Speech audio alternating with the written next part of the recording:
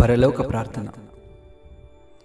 పరలోకమందున్న మా తండ్రి, నీ నామము పరిశుద్ధపరచబడునుగాక.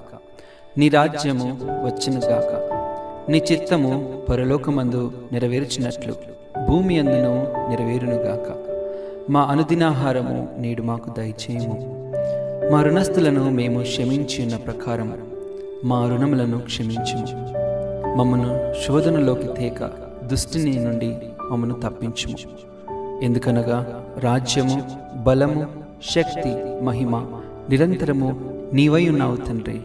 ఆమేన్.